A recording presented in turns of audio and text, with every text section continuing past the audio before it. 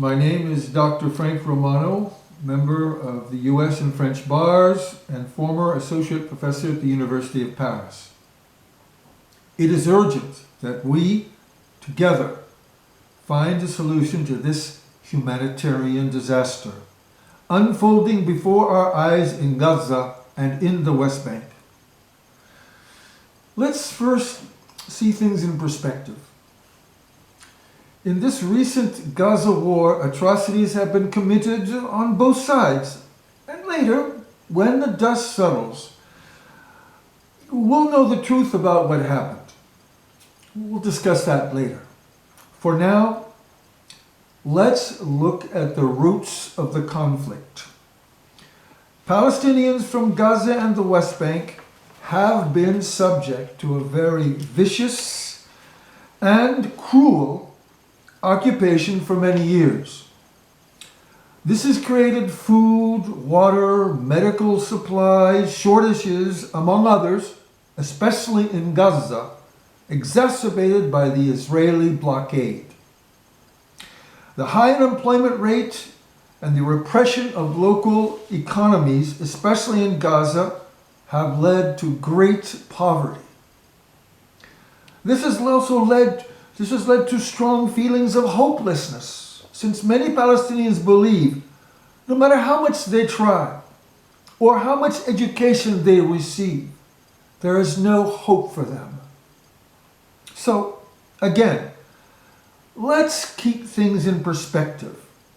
The October 7th attack by Hamas was a manifestation of intense frustration, economic repression, and asphyxiation due to the blockade and continued occupation of Palestine, including the West Bank. It was also due to the continued aggressive intrusions into the Temple Mount area near the Al-Aqsa Mosque in Jerusalem, as well as the constant and vicious attacks by Palestinians by settlers, which are often aided and abetted by the Israeli IDF. So, you could say that the October 7th attack was a response to years of asphyxiating occupation, etc., that pushed Hamas into a corner, made them like a cornered person, desperate person, or cornered beast. What happens when you corner someone or an animal? They lash out, and the vicious cycle of violence continues over and over again. You could argue that Netanyahu used the Hamas attack as a pretext to implement past goals, which were to eradicate Gazans, kill them, or kick those remaining out of Gaza, to placate his ultra-right cabinet members and constituents with the objective of maintaining his mandate. So, the October 7th attack by Hamas is understandable, even predictable. But, caveat, any atrocities, however, committed then or before that by Palestinians, especially targeting civilians, are not justified. Nor are justified the atrocities committed by Israelis, including settlers, especially targeting civilians, since 1948, the Nakba. All that vicious cycle of violence, however, feeds the Hamas approach, and that is to push Israel into the sea. That vicious cycle of violence also feeds the fanatic Zionist approach, which is to create a purely Jewish state and get rid of all the Palestinians and all the non-Jews. Let's now look at the international courts. They have failed the Palestinians. In particular, the International Criminal Court, the ICC prosecutor. The ICC prosecutor Karim Khan has done nothing to prosecute the Israeli agents and their accomplices, notably the US agents, for war crimes committed against the Palestinian people. That is true in spite of absolute clear evidence of severe war crimes, etc., including genocide committed by Israeli agents and their accomplices against the Palestinian people. The ICC is thus overly politicized and not impartial. For example, only 1 year after Russia invaded the occupied parts of the Ukraine, the ICC issued arrest warrants against Putin for alleged war crimes. Israeli agents, however, have committed war crimes against the Palestinian people since 1948, and no arrest warrants have been issued against the Israeli criminals nor their accomplices.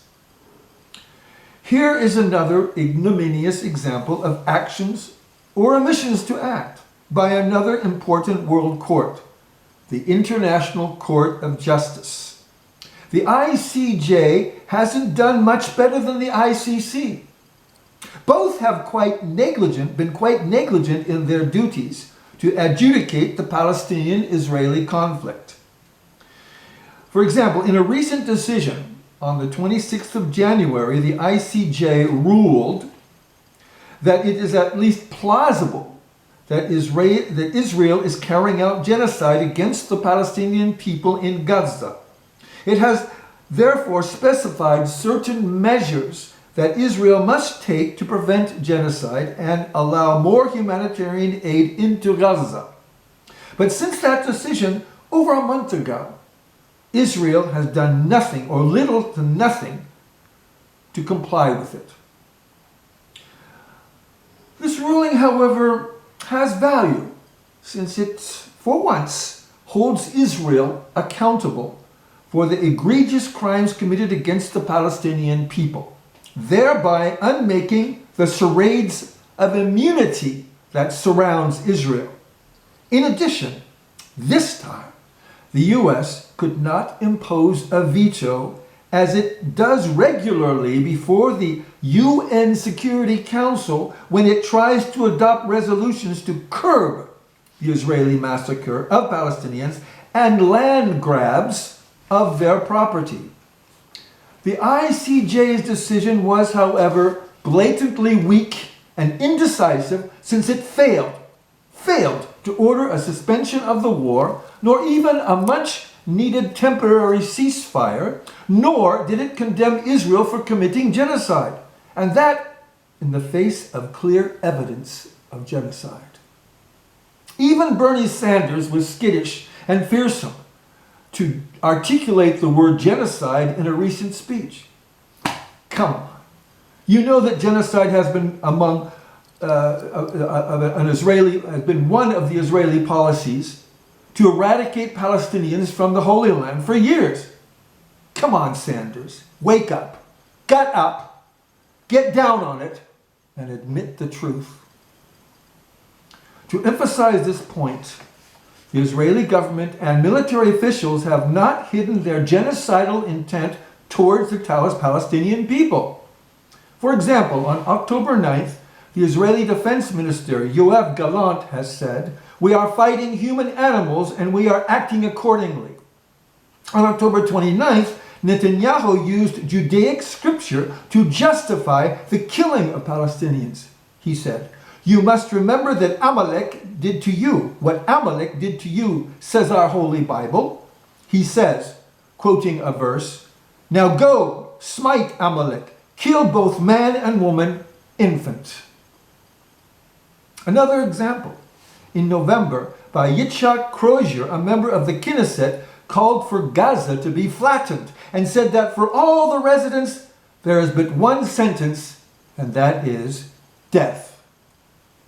Finally, a member of Netanyahu's cabinet, Minister Amichai Eliyahu, said recently that one of Israel's options in the war against Hamas could be to drop a nuclear bomb on the Gaza Strip. So, what about President Biden's approach? Biden's weak, indecisive leadership does not help things. He approves of weapons to be delivered to Israel along with millions of dollars in the middle of this massacre. This is just another way of giving Israel the green light in pursuing its vicious annihilation of Palestinian people. and that is tantamount to being an accomplice to the war crimes committed by Israel against the Palestinian people. Biden will thus be included as a defendant in the complaint to the ICC for war crimes against Palestinians that I have submitted, along with Netanyahu and his other cohort thugs. What about Biden's unbridled approvals of endless deliveries of arms and money to Israel paid for by U.S. taxpayers, and then vaguely conditions that on Israel's promise to try and limit civilian losses and injuries? What Biden has done is equivalent to the World War II fiasco when the British Prime Minister Chamberlain tried to negotiate with Hitler. Like Biden's vague and weak conditioning the delivery of arms and money to Israel, Chamberlain agreed to give Hitler the Sudetenland of Czechoslovakia on the condition to take no more European land. Hitler then proceeded to take the rest of Czechoslovakia, then invaded Poland, and followed by a huge chunk of Europe. Israeli leaders, like Hitler, who scoffed at Chamberlain's weak efforts of appeasement, Israeli leaders probably laugh at Biden's weak attempts at appeasement, weak conditions, namely to be careful about harming civilians, as the Israelis at the same time grab the money and the weapons. After the grab, the Israeli leaders continue scoffing at Biden as they continue to order the massacre of Palestinian civilians in Gaza and the West Bank. Biden needs to use leverage to pressure Israel. The leverage is the following: stopping all arms and payment shipments or payment distributions until Israel implements a ceasefire for several months in Gaza, allows the humanitarian aid to immediately enter, and then finally completely withdraws from Gaza. Force is obviously the only language Israel will listen to. But Biden has been bought out, or more like bribed, by Israeli Zionists, like many U.S. politicians. He has been given millions on the condition he continues to support and not criticize Israel. So what he does, like many American politicians who have been bought by AIPAC and other Zionist donors, is to weigh the importance of being elected with Zionist money against the consequences of the Israeli massacre, the genocide of thousands of innocent people. In sum, Biden wants to be elected at all cost. It is ignominious. But Biden knows what the right thing to do is, and that is to save the Palestinians, notably the Gazans, from this ruthless, vicious massacre. And he has the power to do it. Biden needs to have guts and confidence that he would be reelected in spite of giving up millions of dollars by using his leverage and coerce Israel into stopping the massacre. But he, along with a myriad of American and European politicians, give in to their priority, which is money, power, nourished by their greed at all costs, even again at the expense of thousands of innocent people. Now let's change gears and focus on the event of March 29th, the massacre of starving Palestinians just trying to find something to eat.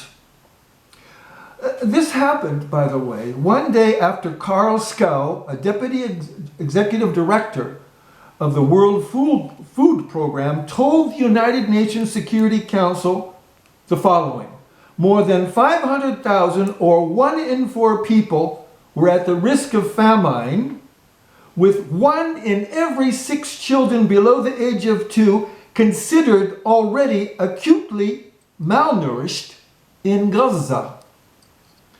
I might add that after October 7th, instead of 500 trucks entering daily, only 90 or fewer trucks have been entering Gaza with food, water, and medical supplies. So people in Gaza are desperate. They're desperate to eat, notably feed, hydrate, and medicate their families. Let's return to the massacre. Gazans had congregated at Haran al-Rashid Street in Gaza, on the southwestern side of Gaza City, where the aid trucks carrying flour were believed to be on the way. According to the report of Al Jazeera's Hani Mahmoud and by the Associated Press, as people gathered in large groups waiting for the much-needed aid, the trucks arrived. People started pulling boxes of flour and canned goods off the trucks when Israeli troops opened fire.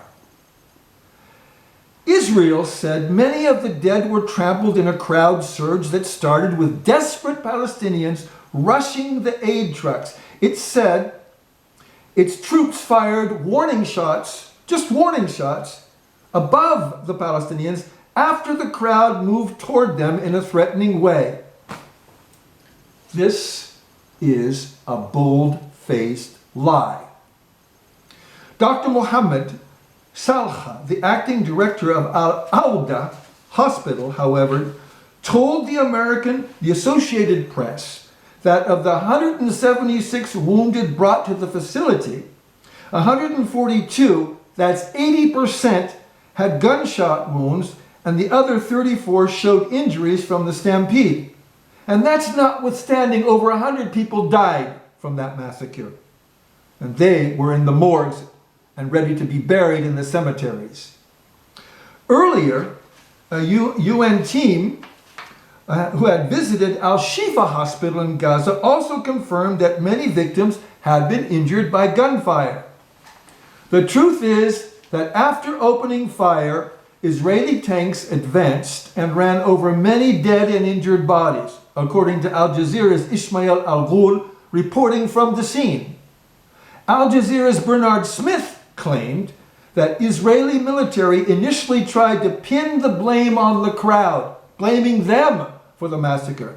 Israel said that dozens were hurt as a consequence of being crushed and trampled in a stampede when the aid trucks arrived. Smith continued, and then, after pushing, the Israelis went on to say that their troops felt threatened and that hundreds of people approached their troops in a way that posed a threat to them, so they responded by opening fire. But they didn't explain how those people posed a threat, if any. Witnesses insisted that the stampede, however, happened only after the Israeli troops started firing at the people looking for food. Now, Sky News was informed that the trucks were moving together and the location of the distribution was disclosed, and that's where people were waiting all night for the food. The source added, unfortunately, a moment which would have given us some happiness and relief that aid had finally reached us became a bloodbath.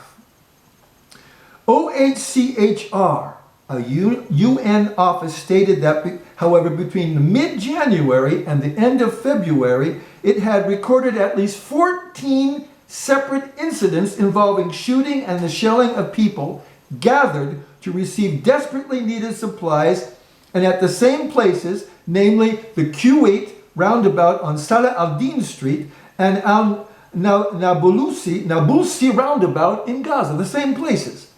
So let's now take a step back and interrogate ourselves about this.